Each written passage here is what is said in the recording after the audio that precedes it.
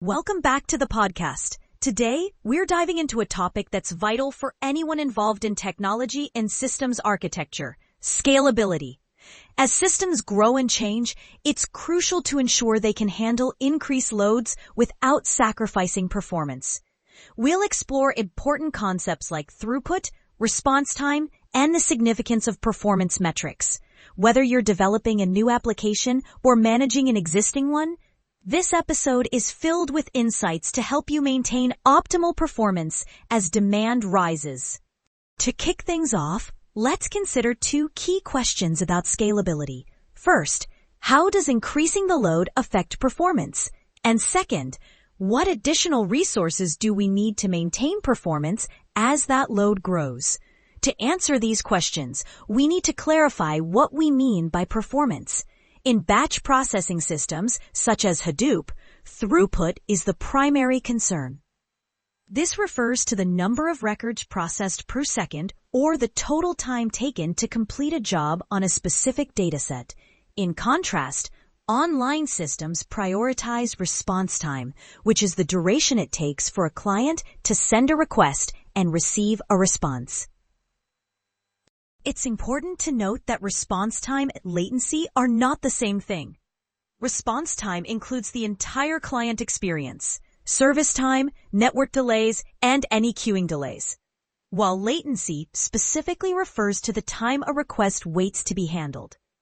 This distinction is crucial because even if you send the same request multiple times, you'll likely encounter variations in response times due to background processes or network issues. When measuring performance, we often look at average response times, but that doesn't give us the full picture. Percentiles offer a more accurate representation of user experience. For instance, the median response time, or the 50th percentile, indicates that half of the requests are processed faster than this value. We also examine higher percentiles, like the 95th, 99th, and even the 99.9th, to understand the slowest requests. These metrics are essential because they can significantly impact user satisfaction and service reliability. Take Amazon as an example. They focus on the 99.9th percentile for their internal services, which often relates to their most valuable customers, those with extensive purchase histories. They've discovered that even a slight increase in response time can lead to a noticeable drop in sales. For instance, a 100 millisecond increase can reduce sales by 1%. This underscores the importance of keeping response times low, especially for high-value users. Now let's discuss service level objectives, or SLOs, and service level agreements, or SLAs. These are contracts that define expected performance and availability for services. An SLA might specify that a service should have a median response time of less than 200 milliseconds and a 99th percentile under 1 second. If these benchmarks aren't met, clients may seek refunds, highlighting the importance of maintaining performance standards. One significant contributor to response time, especially at high percentiles, is queuing delays. When a server can only handle a limited number of requests at once, slow requests can block others, leading to head-of-line blocking. This means that even if subsequent requests are processed quickly, the overall response time can still suffer due to waiting for prior requests to finish. That's why measuring response times from the client side is so important for accurately understanding the user experience. As we delve deeper into scalability, we need to think about how to maintain performance as load increases. In a rapidly growing service, it's likely that you'll need to rethink your architecture with each significant load increase.